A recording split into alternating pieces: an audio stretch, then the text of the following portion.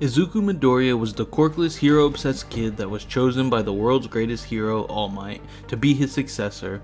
All Might saw that despite not having a quirk, he had the heart of a hero, and could grow to become the next symbol of peace. But, what if Deku did have a quirk? How would that change the story of My Hero and its main character, Deku? This is the first episode, so for the most part this will set up the bulk of the story to come. Also, since it's the beginning and Deku is still learning to control his quirk, there won't be too many big changes to the story, but those will come a little later on for sure. So, for this story, Deku's getting a quirk. Cool. So what quirk will Deku have? In the My Hero universe, kids inherit either one of their parents' quirks or a combination of their parents' quirks. So, Deku gets a cool new fire ability, specifically fire breathing from his father. But, in the spirit of My Hero's message of anyone can be a hero, he has inherited a very weak version of the quirk. His doctor explains that because his father and mother's quirk were so incompatible, the quirk he received was almost unusable. But, despite this, Izuku still has the same dream of becoming a hero, just like his idol All Might. So, throughout Deku's childhood, he always practiced and worked on his quirk, growing it from the point of nothing more than a small smoke cloud to an actual flame, albeit a tiny flame coming from his mouth. He does, however, have a strong resistance to heat and flames that, luckily, didn't seem too affected by the nerf of his quirk. So, for most of Izuku's childhood, his story is the same, living basically quirkless, but without the actual stigma and bullying of being quirkless. Except from Bakugo, who was less hard on Deku, since he wasn't useless in Bakugo's eyes, just sad for having such a lame quirk. Deku still spends his younger years following Bakugo around, even though he's still the same jerk from the original series. And they still share the same respect for All Might, giving them at least something to bond over when Bakugo wasn't bullying him. And this continues until the day he meets the slime monster, who attacks Deku to escape the police. But, lucky for Deku, as the villain tries taking over his body, it's a little harder this time as the slime has to deal with Deku's fire breath leaking out, as Deku tries resisting the slime monster. But, as always, All Might arrives with perfect timing to capture the disgusting villain, and Deku is speechless, as he is face to face with All Might. Deku explains his situation to All Might, asking if someone with such a weak quirk can become a hero. All Might is unable to answer Midoriya's question before he reaches his limit and reverts back to Small Might. Deku is of course shocked by All Might's appearance, as All Might explains his injuries, and how if Deku cannot improve his quirk, he won't be able to save people and become a true hero. Deku is heartbroken by All Might's words, but begins to accept them, and as All Might apologizes, then heads to the police station to turn in the slime villain. Deku is walking home, contemplating if he could become a policeman or maybe a firefighter instead of his dream job of a hero, when he hears a commotion going on in town. He rushes over, seeing the slime monster had escaped All Might and was attacking his classmate Bakugo. The pro heroes in the area try getting the situation under control, but are having trouble dealing with the flames, and they can't stop the villain without possibly hurting Bakugo.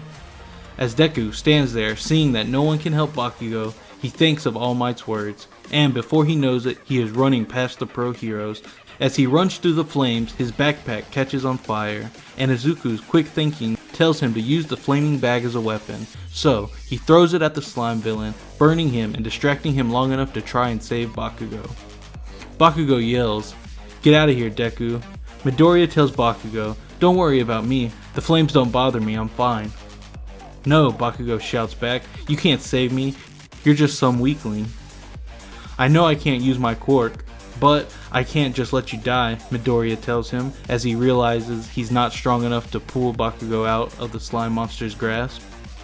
The villain finally gets the flaming bag off him and goes to crush Deku, but All Might is inspired by Midoriya and springs into action, saving him and Bakugo, then thanking Izuku for reminding him what a true hero looks like.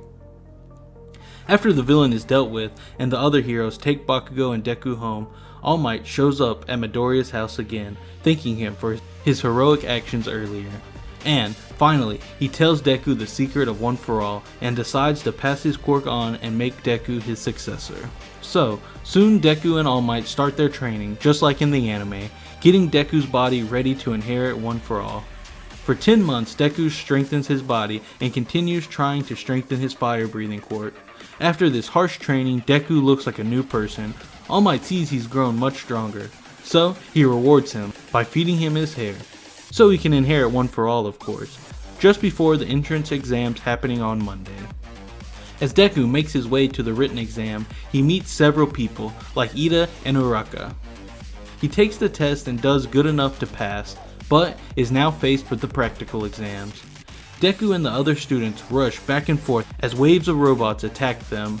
Most of the kids are capable of taking out several robots, and some take out many, but Deku is unable to reach any robots before a different student interferes, collecting the points. Midoriya panics as less and less robots appear, and he still hasn't gotten a single point. Present Mike warns them that only 2 minutes remain, further increasing his panic. Then it happens. The giant robot bursts through the city skyline, destroying every building in its way. As everyone runs away, Deku is stopped by his fear, until he sees Uraraka trapped under some rubble from a falling building. Deku knows he can't handle his new powers, but just like with Bakugo, he can't watch someone else in trouble without helping.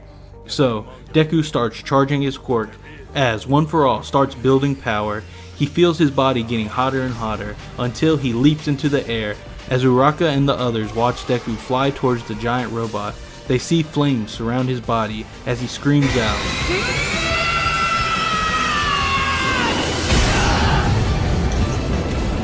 He surprises himself with the amazing power he's showing as his flame breath burns out of control, and he connects the strongest punch he can muster and blasts the robot away, saving Uraraka to everyone's disbelief. Then falls to the ground, only being saved by Uraraka's gravity quirk.